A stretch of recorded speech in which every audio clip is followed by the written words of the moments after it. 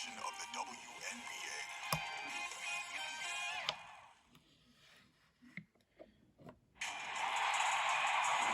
Hello and welcome. It's the WNBA here on Big Sports. Our game tonight featuring the Indiana Fever as they go up against the Los Angeles Sparks. Courtside with Tim Swartz and Brian Benefitemi, I'm Blake Suniga, and we've got a fun one. Tip-off goes to Indiana. Guys, Elena Delle Donne is the only player in WNBA history to join the exclusive 50-40-90 club. 50% from the field, 40% from three, and 90% from the line. Who do you think will be the second player to do so? Great question, Blake. I'm going to go with the young phenom, Sabrina Ionescu. And I'm not just saying that because I'm also from Walnut Creek, California. I know her WNBA career is just taking off, but with her advanced offensive game and smooth shooting touch, how could she not join the club one day? I like it, Brian, but I'm going with Allie Quigley. She's gotten close in the past, and with her incredible shooting ability, I'd be surprised if she doesn't pull it off in the future. Well, I mean, to me at least, Brian, it looked like it was going to be an easy 2 points there. You're right, Tim, and she's got some angry words for herself after that miss. Of all the players you want to leave open out on the perimeter, she is the last person on the list. She's a gritty player, guys. Even giving away some inches, she can still win the rebound battle. Off the mark, her first miss of the game, 1 for 2. Out to the left wing. Christy Tolliver for three. Hits the three-point bomb. Only needing an inch of daylight to get the shot off. Tolliver has a quick, effective release. And guys, after being selected first overall in the 2014 WNBA draft, Shanae Ogwumike had an explosive first season. She averaged over 15 points and 8 rebounds per game on her way to becoming an all-star and the league's Rookie of the Year. Looking bounce pass to set up the basket. And around 2 minutes played here in the first quarter. And here's Kelsey Mitchell for three. Offensive rebound, Fever. McCowan with the bucket. And when you talk about McCowan, you start with her rebounding. Led the league in advanced board metrics, those advanced rebound numbers during her rookie year. And after a special rookie campaign, Tim, how has Shanae Ogwumike continued to develop? Well, since that special season, she has missed 2 full years because of really devastating injuries, but Shanae has not stopped competing and playing hard. Her list of moves continues to grow. Her feel for the game is so really advanced. She has great touch, an all-star in 2018. I think Ogwumike's best basketball is ahead of her. Defensively, they've been a step slow early on. Allowing too many open shots. They seem a little sluggish. And the call will be against Erica Wheeler. That is her first foul of the game.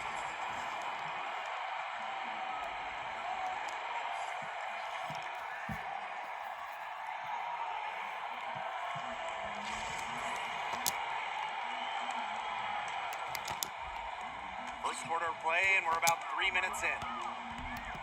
Cox, she's covered by Ogwumike. Pass to McCowan.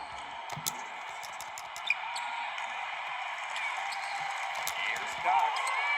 Off to a good start as she hits her first shot attempt. Of all of her skills, the motor of Cox might just be her best. Second chance points earned. And that'll be Los Angeles ball as it goes out of bounds. Sparks able to keep the ball here. Jacks up a three. Rebounded by the Fever. Mitchell, shot's good. Coaches love players who can push the tempo, and Mitchell shows she'll run in the open court. Here's Cooper. Drills the three-pointer. Well, they're getting their points now almost exclusively from three-point range. For the last 5 makes from beyond the arc. And the defense practically giving them those shots. And they'll take it. Cox, no good. Sparks leading. From past the arc, and the Sparks another three. That's 2 bombs in a row from long range. They're starting to heat up. It away that airspace. They get it back. But Diva gets the bucket. They started strong. Shots are just falling. Oh, yeah, shots are falling indeed. They're off to a very strong start offensively. Let's see if they can keep it up. And out of bounds, the Sparks will take it.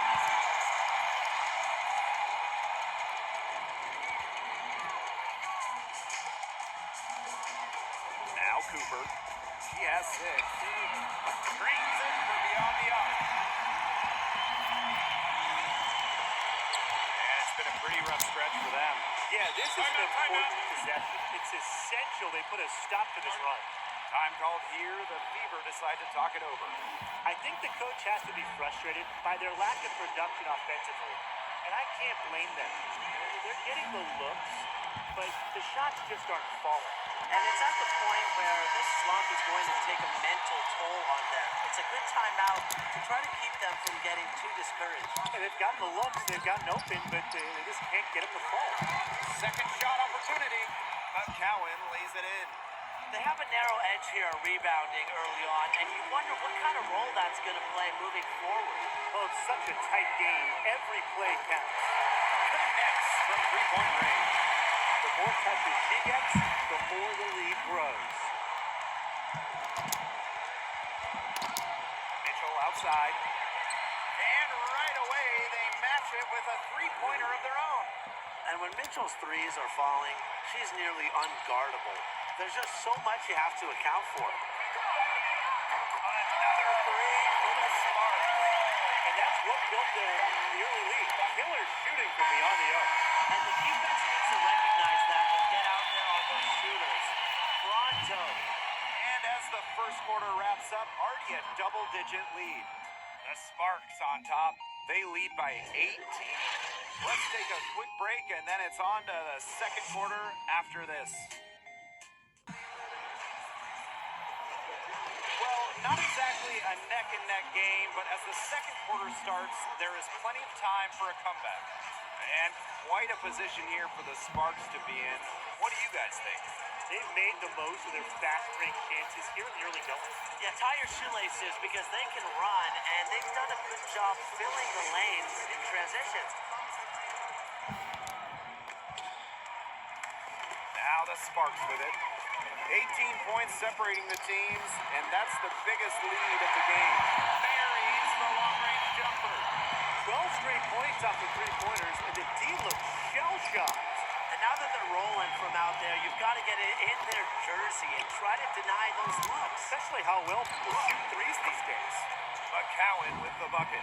Well, this is where she's going to make her money professionally. 6'7", with touch.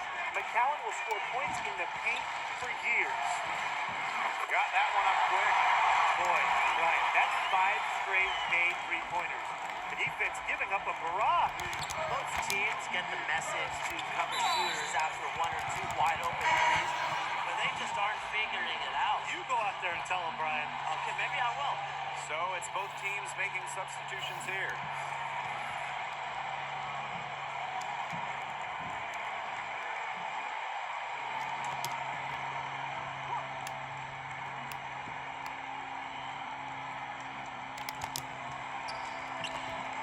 To the inside, Mitchell, and she finishes nicely on the layup.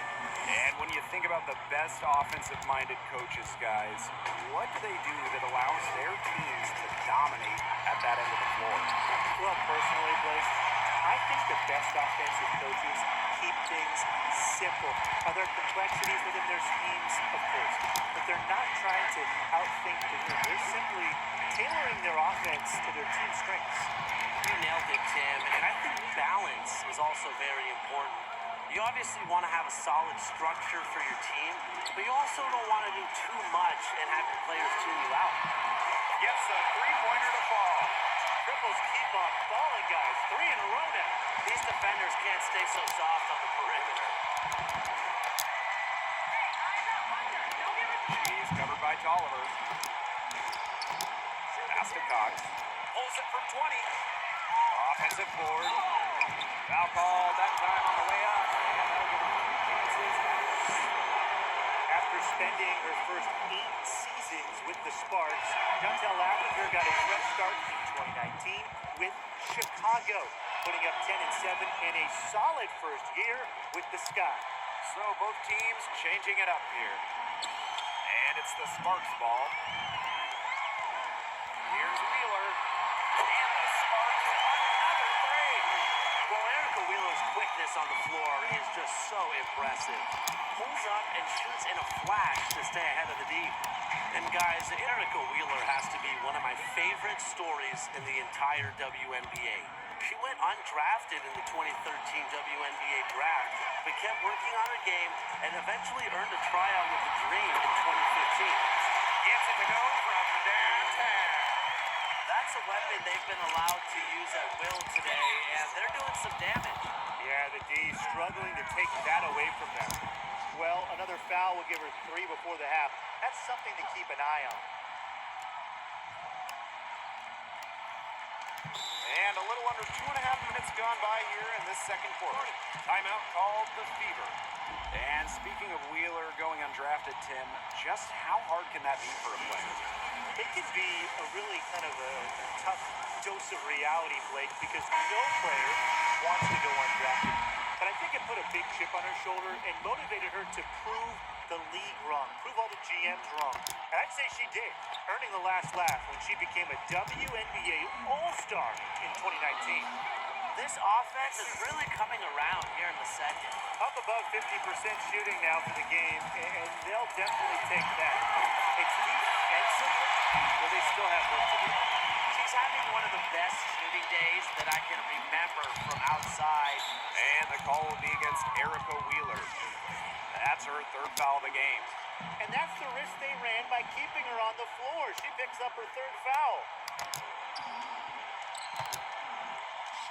Now here's Robinson, guarded by Wheeler. Pass to Vivians. Back to Robinson. Puts up the three. Goes back up. And Cox gets it to go. Height, athleticism in the paint. Lauren Cox has almost every advantage. Throw in touch, too. And the Sparks with possession here. A three from Kristen Tolliver. And the Sparks another three. She is showing a killer instinct this quarter, looking to extend this lead. Here in the second quarter, just under 3.5 minutes played. Robinson with the ball. Guarded now by Wheeler. Right side, Robinson. Lavender. And good. Coming off the assist by Danielle Robinson. A pass from Robinson gets the ball to a wide-open shooter. Selfless play pays off with an assist. Ogumake covered by Vivians. Ogumake misses. The Fever really having a tough go here. To the paint. And it's going to be 2 free throws. True contact on the shot. As a junior in college, Lauren Cox had the dream season. Defensive Player of the Year in league, all-conference academically, and an All-American. A 6'4" do-it-all big, Cox averaged 13 and 8 with 4 dimes per game, just for good measure. She also led her conference in shot blocks. Let's go with a three. Drops in the tray. Just on fire from beyond the arc. Seems like just about all her points are coming from deep. Pass to Breland. Cox.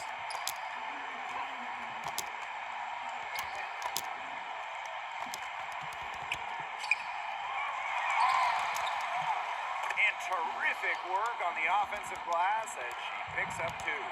They continue to get it inside. The defense struggling to just contain them. And look, when you make 5 in a row from in tight like they have, it also just takes pressure off of your perimeter guys. Great point. So she gets the whistle. Contact on the way up. 2 shots. It's going to go on Neko Umake. Well versed at operating around the basket, Breland's aggressive attitude is such a key cog for her team.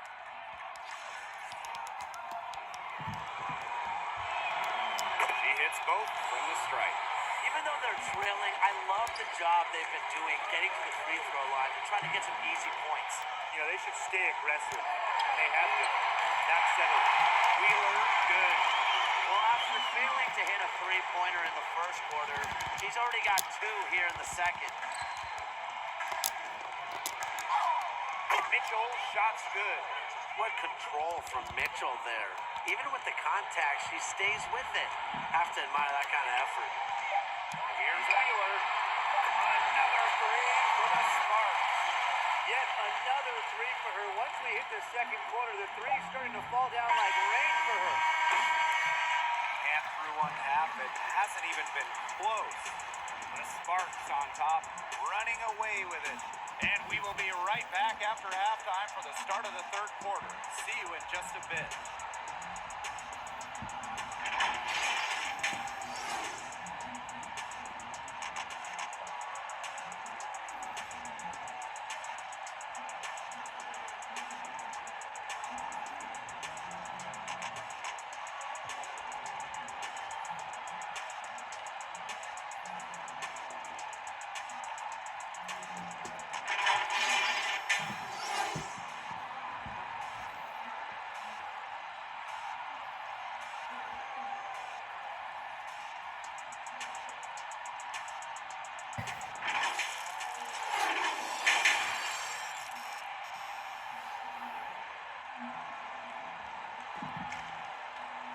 Welcome back to the start of the second half. Big margin on our hands, but we'll see if that gap narrows down in the final two quarters.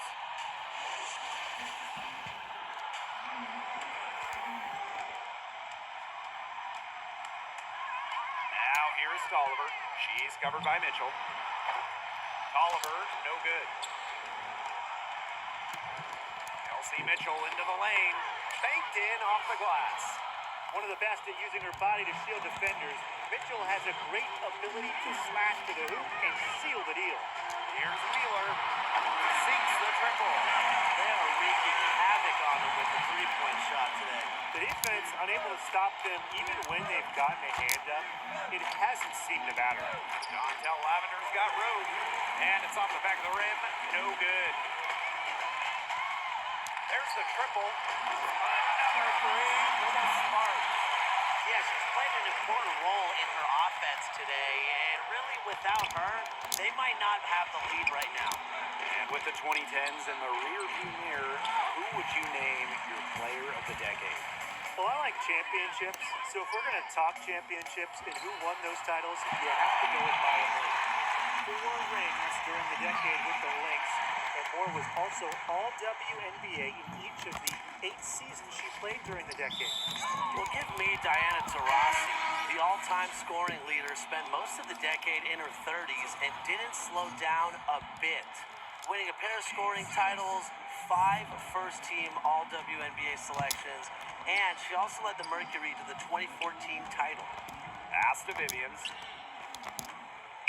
To stop the run. It's hauled in by the Sparks. 1 for 4 from the field since halftime. They're having a hard time getting it going. Sykes, no good. Now here's Robinson. Mitchell, shots good. Defensively, they're on their heels every time the ball comes inside. And if they don't start showing some aggression, things are just going to get worse. Here's Wheeler. And she's good on the 3-ball. This looks like a pregame shoot-around with all the three-pointers they're allowing. I don't know. I mean, there might be more defense in warm-ups. They need to close down on these threes. They had some botched coverage that turned into no coverage. And when she's open like that, you don't see her miss that sort of look very often. Yeah, the great shooters, they know when they've got enough opening to go for the three. I didn't think it was a bad choice there. Yeah, not very good defensive coverage that time. The D got lucky. We've seen Lavender expand her range, knock down threes, but let's be real. She's still a 6'4" center. She's still a force inside. Wheeler nailed from three-point land. They came out of halftime smoking hot from beyond the arc. Yeah, and as hot as they are from out there, there's absolutely no reason not to just keep letting them fly. I agree, Brian. You should all have the green light. Well, Christy Tolliver started her WNBA journey as a reserve, but that didn't last very long. She kept started developing her game. Then in year 4, she became a full-time starter and became the league's most improved player. And she's only gotten better since then. Hits it from three-point range. They have got to get a hand in her face. I mean, she is unconscious from downtown. Pass to McCowan. Outside Vivians. Here's Robinson. Shot clock at 5. Here's Lavender. The shot, no good. And the Sparks the other way now. And speaking of Tolliver's growth as a player, Tim, what impresses you the most? Good question, Blake. I think her playmaking ability has definitely improved since her early days. Her scoring has also gotten better, and she's just added more moves to her arsenal.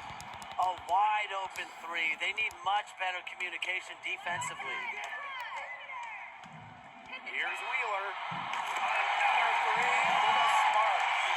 Her mechanics have been impeccable this quarter, and if you don't believe me, just look at her numbers. She's perfect from the field. Here's Mitchell.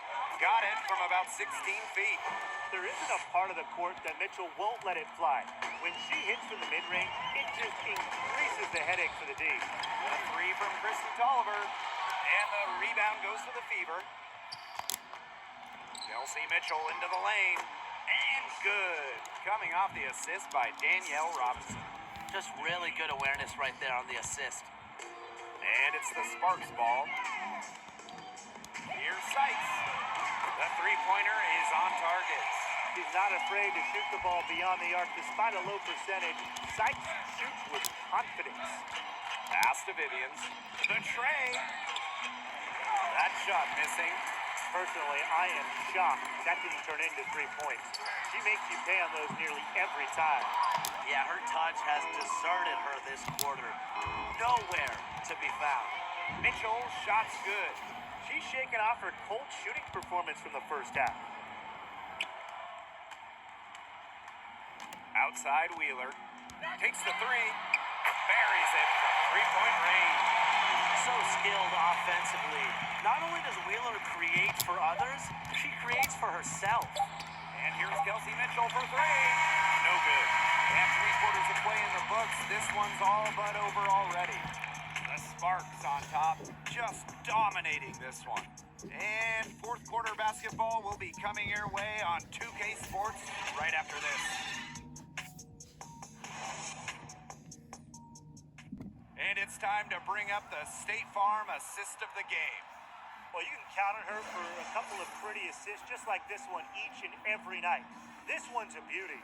It sure is. I mean, look, she's a maestro. Great vision, a great head on her shoulders, really everything you want in a point guard.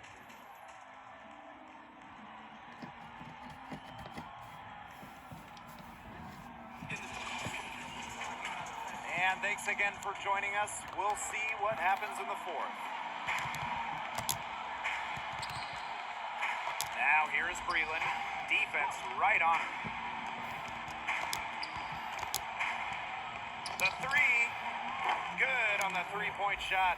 Defense was pretty much non-existent there. Can't leave such a good shooter open like that. Come on. For 3. Wilson pulls it down. They've been the better rebounding team by a healthy margin, but it hasn't been enough. Well, they're hustling, that's for sure, but unfortunately the execution just hasn't been there. Got to take care of the ball and shoot it better. And that one's good. Cooper. She's one of those players that the team doesn't mind her taking open threes in transition when she's got that good of a look. Pass to Breland. And here's Cox. Kept alive. Tries yet again. And the shot count. She's fouled. That's a chance for a three-point play. Shooting 1. That's a great job. It's really to angle her body, shield the bigger player from the ball on her way to the basket. And you have to know how to finish like that if you're going to take it down low. And she showed all the capabilities of doing so.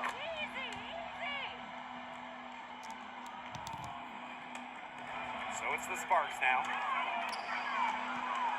From downtown, Wilson pulls it down.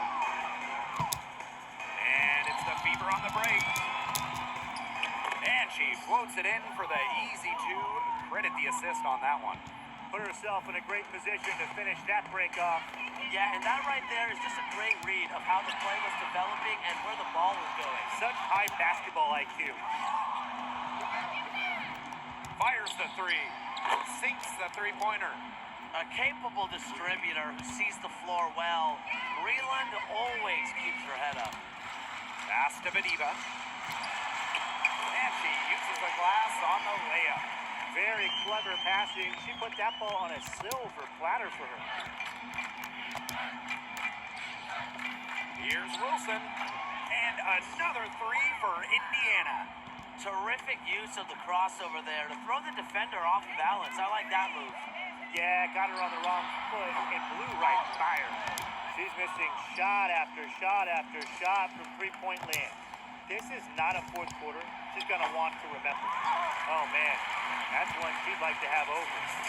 They're enjoying a commanding lead. And you know the best part? It gives them an opportunity to give their starters a rest. Yeah, they might not have to come back in.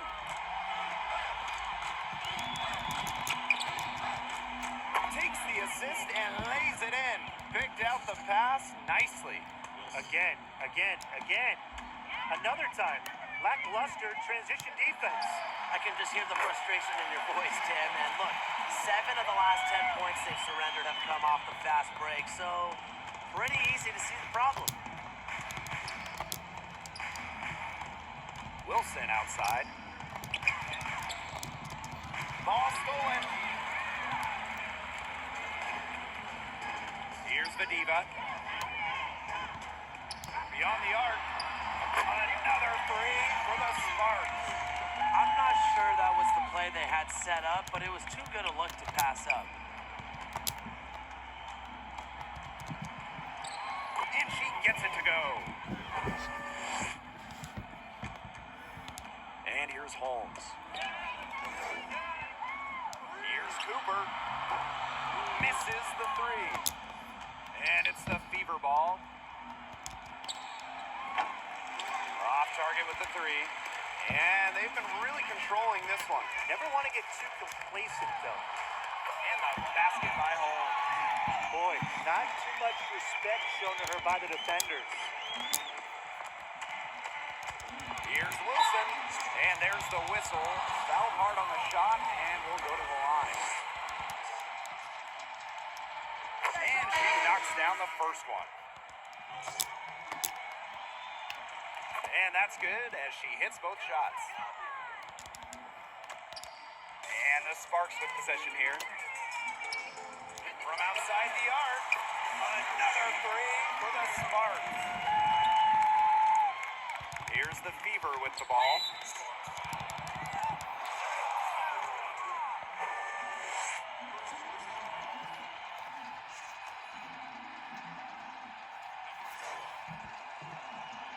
And she makes the first. That's also good, so she hits them both. So it's the Sparks now. Here's Cooper. Here's Walker. And good work on the boards, and they pick up the second chance points. Crash the boards with purpose right there. Some hard-earned second chance points. Now Allen. Up top, Wilson. Down low. Makes it off the glass. I mean, come on. You think a little tap is going to stop McCowan? No way. She's just too tough. Shoots the three. And the rebound goes to the Fever. Here we go, one-on-one. Score the basket. It's number 6 for her this game. 6 for 9, and that's 67% shooting. About 7 seconds separating the shot and game clocks. Cooper misses. Wilson with it. Launches it. It's not going to go for her. Now here's Walker. Again, the miss by the Sparks. And so it's the Sparks taking care of business in this one. It was a tale of two teams tonight, one in total control, operating flawlessly, and the other just searching for answers that they never found. The energy here was just tremendous. Fans involved from the get-go. Once they started to really pour it on, it was fun to see that rhythm, the flow of the game. What a treat. And that's a wrap, everyone.